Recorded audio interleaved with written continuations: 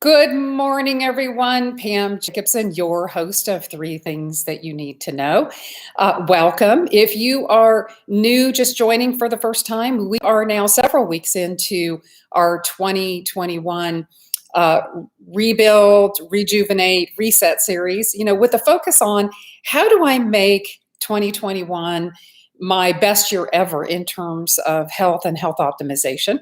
And that's really my goal in my time with you each week, is to help you with useful information, tips, tricks, pearls on how you can do just that, set yourself up to optimize your health and have your best health ever in 2021. And of course, given the continuation of our global health crisis with the pandemic, now could not be a better time for all of us to be thinking about our health optimization. So the series that started at the beginning of the year is focused on that, but for a good portion of 2020, I did a lot of programs talking about health optimization. So please, if you're new and just joining, go back and when you have time, look at some of those other programs, because I have given a lot of information already over this past year for how you can optimize your health. Today, in particular, the title of the show being, are you setting yourself up to win? In my many years in healthcare, my entire career really, I've come to realize that, it's super important that anytime that we're approaching creating, whether it's a daily regimen or a weekly plan or our whole 2021 goal for our health, that when we're choosing our goals and the activities and actions that we're going to take, that we're setting ourselves up to win, right? Because every time we have a success, every time we win, that is going to just compound our enthusiasm and our desire and our drive to have the success, to create the success that we're looking for in terms of health optimization. So my question to all of you is then, how do you even recognize that you should be setting yourself up to win? I know personally, when I've been in seminars and things in the past where the speaker might have us pull out a piece of paper and write down, let's just say it was a financial seminar, and we were to write down our financial goals for the next 1 year, 5 years, 10 years. I don't know about you, but, a lot of times I'd be writing those things down. At the same time, my self-talk would be, yeah, I mean, that's really going to happen. Yeah, that's really a possibility. Even though the speaker was saying, no, go big, or go home, all this crazy stuff. When it comes to health optimization, most of you wouldn't be here watching this program or seeking out this information if you had already figured all this out and you were doing just fine. So, and chances are that you have not won, that you have continually failed in your efforts to lose weight, to overcome a health condition, to improve your energy, to feel vital and that you were aging well. Chances are you're in one of those or multiples of those camps. So what I want to propose is that there is a way that you can set yourself up to win every day. And I have talked about some of these things in the past. So, I'm going to say today that there are kind of three primary ways that you can help yourself win every day. Number one is having a strong enough why. And I talked back in the middle of 2020 about why having a strong why is important, how it motivates us and keeps us on track. So you can go back and look at that episode.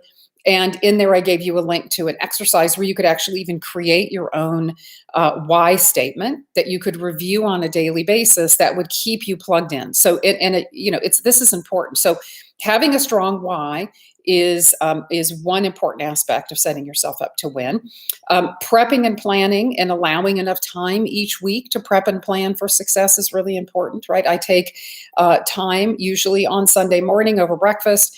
I look at my next week and I really plan out my next week in terms of my health and my self-care. When will I exercise? When will I, what are my meals going to look like? When will I do my meditation? It's important, right? Because if we don't consider how that fits in, like right now, most of you can probably see I'm in a different place. I'm in Fresno visiting family.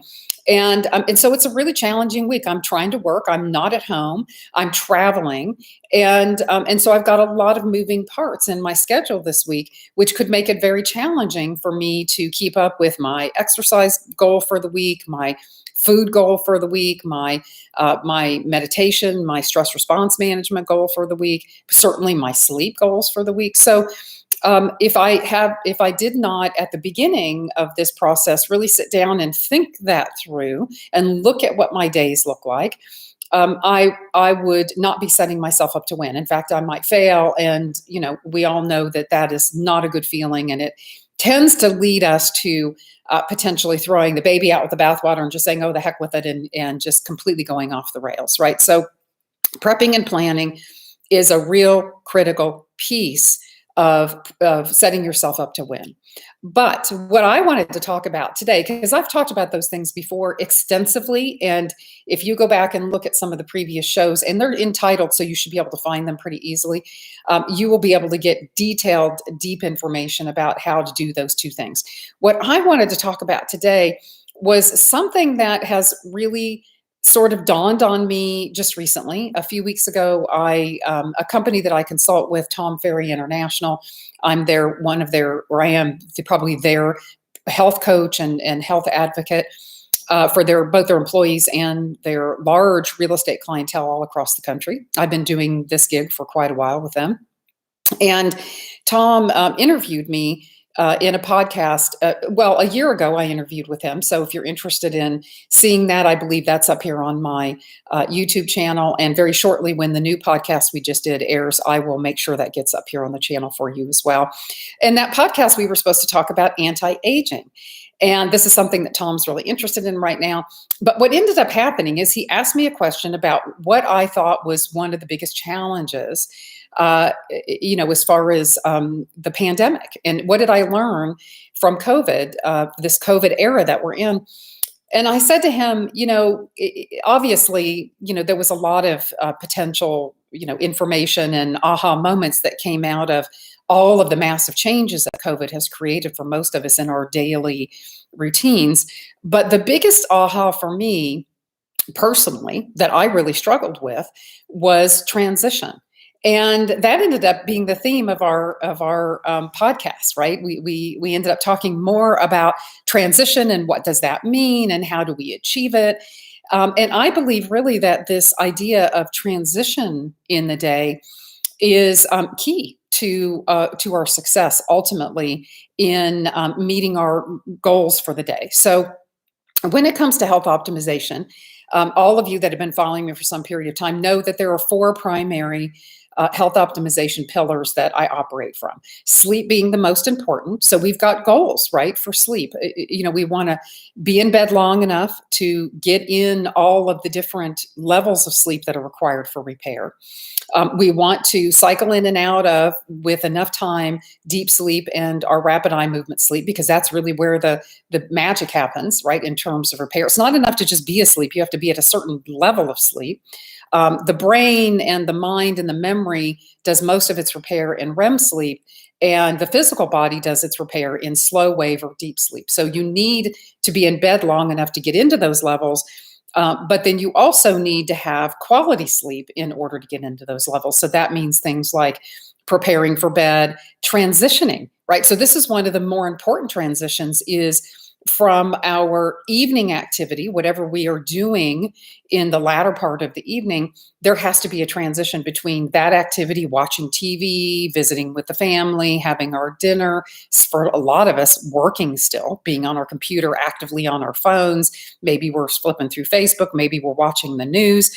This is a very active time for the brain and the nervous system. And if we don't intentionally do something to transition the nervous system to be ready for rest and repair, then the quality, you may fall asleep fine, but your quality of sleep, your ability to get into REM and slow wave sleep will be impacted. So when I'm talking about transition as setting yourself up to be successful for your day, the first transition honestly starts the night before. So, in order for me to be successful today, I needed to make a proper transition from my evening last night to my sleep time. So I wear a biometric device that monitors my sleep activity.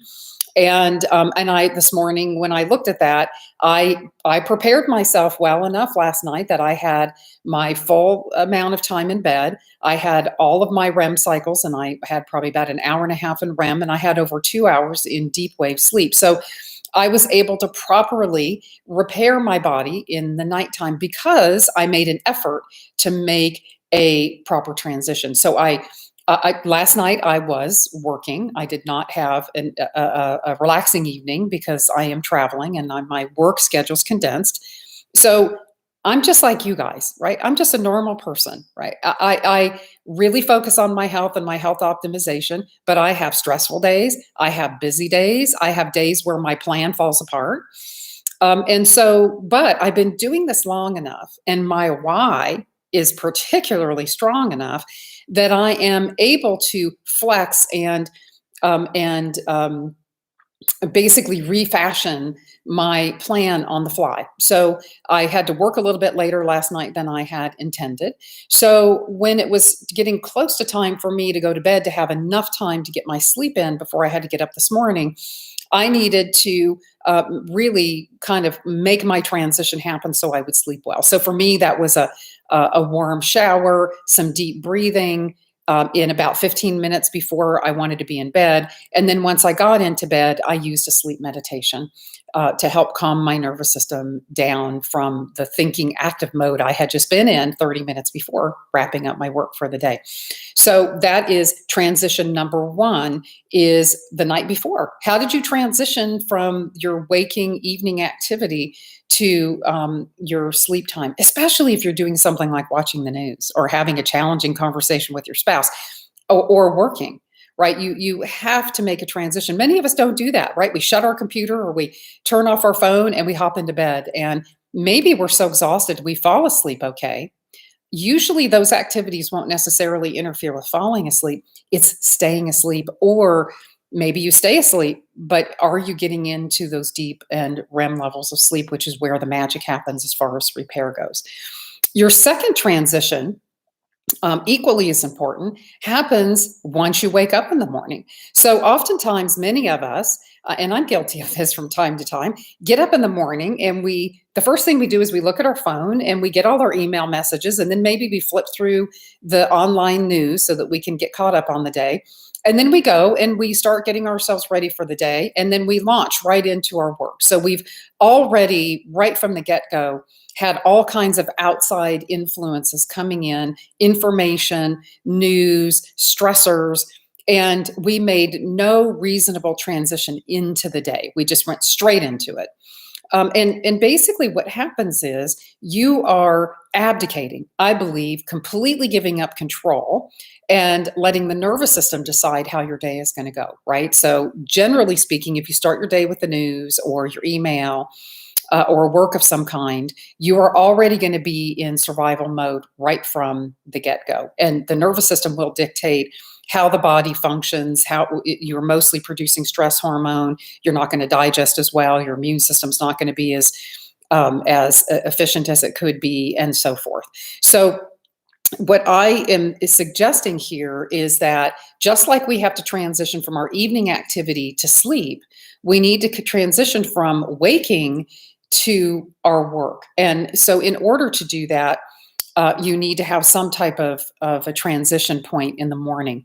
My recommendation to my clients, in order to set themselves up to really win for the day, to be at your best level of performance, for you to be in control, I call it driving my stake into the ground. I'm in control, putting on my suit of armor so my stress that day isn't going to have an impact on my nervous system. This requires intention in the morning. So before you go outside of the confines of perhaps even your bedroom, before the rest of the world can get a hold of you in some way, your morning transition should involve some type of intentional deep breathing. I like meditation. It works for me. There aren't many things that allow you to make this transition. Meditation, biofeedback, some forms of yoga. That would be about it, or just doing a deep breathing exercise. But we need roughly about 15 minutes. You can work your way up to that. But think about, I transition to sleep, I sleep well, I wake up, and now I'm going to transition to my day by doing a meditation, 5 minutes to 15 minutes, some deep breathing, maybe yoga if meditation is not your bag. But a little something to basically gain control over the nervous system and let your primitive nervous system know that even though it is going to be a busy day today, you are not in danger and do not require its assistance in terms of survival. Okay. Then you can get on with the day, get to work, be your active, busy self. But what I do recommend is that you keep a lid on the nervous system activity throughout the day by simply setting some type of a reminder system that off and on throughout the day to just take a deep breath. You don't even have to stop what you're doing. You can continue working. I could do it right here while I'm talking to all of you. Just take a deep breath, right? Nobody has to know that all you're doing is sending a signal to the nervous system. Yeah, this is a tough client I'm in front of, or yes, this is a busy day, but I'm not in danger. So back off. I'm in charge. The next big transition really happens at the end of the workday. And I want to be clear here, guys. You need to have an end to the workday, an end, right? We are not set up or wired to just be working 12, 14, 16, 24 hours a day, right? Many of us are stuck in that mode, especially because what COVID has done, we are now, most of us, eating, sleeping, living, working, existing in the same couple of thousand square feet of space all the time, right? We're not out. We don't go to work. We don't go to places. We're basically living and working and doing everything in one place. So that makes transitioning very difficult when you can be standing at your counter, eating your breakfast and checking your emails at the same time or doing work. Whereas before you would have maybe gotten up, taken care of stuff at home and eaten the breakfast, driven to the office, worked all day, finished your work, came home, ate your dinner, had your evening, went to bed. That was typically at least better transitioning when we had what we thought of was a more normal world. I've got news for you guys. It's not ever going to go back to that level of normalcy, right? Things have changed, right? Chances are many of you will continue to work from home as companies and businesses recognize that they don't need to be spending all that money on bricks and mortar and locations when they could have people all over the country working remotely. Same thing with schools, right? So it's going to be a very different world going forward, and we need to be prepared for that.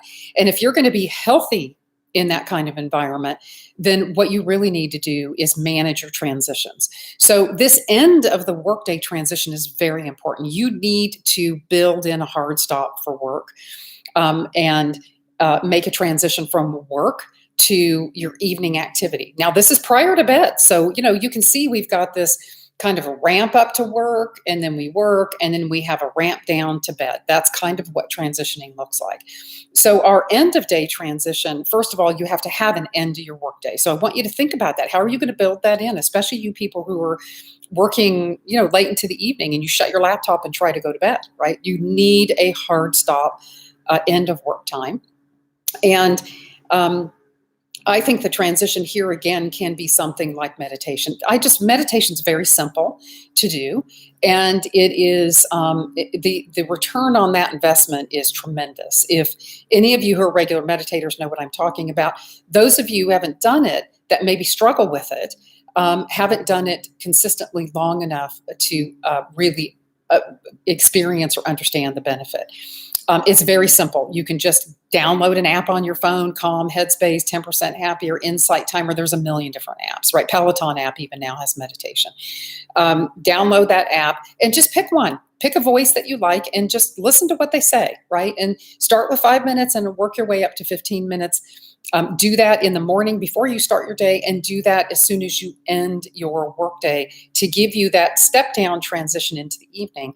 And then really keep your evening about, I think of the evening time as a chance for me to have some personal space, right? This is where I might watch a program on TV that I really like, or spend some time just chatting with my family, or work on a puzzle or craft project or something that gives me some separation from the intensity of my workday. And I believe that most of us, whether you're, a parent or whatever industry you're in, right? It's a busy, stressful time, and it's even made even more stressful by the fact that most of us are sitting in front of computers all day and working from home. So that hard stop to the workday and that transition into the evening activity and having some evening activity, right? Recognizing how important that is another important transition. And then we're back to the beginning, which is transitioning to bed. Because what you did the night before, what I did last night, sets me up for what kind of day I'm going to have today. So that I think the number one transition is the transition to sleep. Okay, so we're talking about basically four transitions. We're transitioning from our evening activity to our sleep, right? And so that's the sleep hygiene, the wind down. I've done videos on this. Go back and look at them. And that allows us to get into the deep levels of sleep. Then we wake up in the morning and we need to transition into our day. I think using meditation is a quick, easy way to do that. As I said before, you can use biofeedback, just deep breathing exercise. You can do yoga as part of that. But that's about it. Reading, no. News, no. Journaling, nothing that's active with the mind. To make that transition. Then you go into your workday, and basically there it's just keeping a cap on the nervous system, right? So just remind yourself throughout the day. I set a timer, a mindfulness bell timer that has a beautiful little chime, goes off every hour. And when I hear it, I just take a couple of deep breaths and continue on with what I'm doing. And then hard stop to the workday, whether that's 5:30, 6:30, 7:30, just pick something, right? It's a hard stop. At this point, no matter what it is, I'm going to stop what I'm doing. And I'm going to have an evening of some kind, whether I watch a television program or work on a puzzle or just sit quietly, whatever, right? Do some yoga, whatever you want. But this is an important time for the step down transition, because if you go straight from work to trying to transition into sleep, that's not going to happen easily. So it's all about transitions, guys, right? So if you really want to set yourself up to win at optimizing your health in 2021, you're going to need to set your day up with these transitions. So I hope that you found this information helpful. And I strongly encourage you to go back and investigate the why and really work on that, because that's another important piece of success, setting yourself up for success, is because when my day falls apart, my why is still strong enough that I will figure out a way to recreate success for myself that day. And then prep and planning, right? When you get really dialed into that and that just becomes part of who you are, the minute something falls off the rails, you've got a backup plan, right? So it's, for many of us, because we're not used to doing this, when we fall off the rails, we just throw the whole thing out and just sink right down into our misery and maybe think we'll start again the next day. Rather than do that, get yourself into the habit of prepping and planning so that when things don't go your way, and that happens a lot, let's face it, you can quickly flex and come up with another plan, right? This morning I had intended, as you can see by my attire, I had intended to get my workout done before I did the show. Well, I'm in the process of trying to help my son buy a house. Very stressful time. The realtor called, they're making the offer. And so I had to have a phone call instead. So guess what? I'm going to be doing my workout now as I sign off from the program. I had to flex, right? So this is the point. It's never going to be a plan that's very static. It's going to have flexion points depending on what's happening in your day. So the stronger your why, the more accustomed you are to preparing and prepping and planning for your success. And the better you are at making those transitions so that the nervous system stays under control and you maintain control over what goes on in your day, you're absolutely guaranteed to meet your health optimization goals. So I hope you guys have found this helpful. I love my time with you on Wednesday mornings. If you have questions, if you have comments, if you want me to talk about something in particular, please either comment here on the YouTube channel or reach out to me. I've put all my contact information, as I always do, here in the chat box. So I will look forward to being with all of you again next Wednesday. And in the meantime, have a great week, everybody.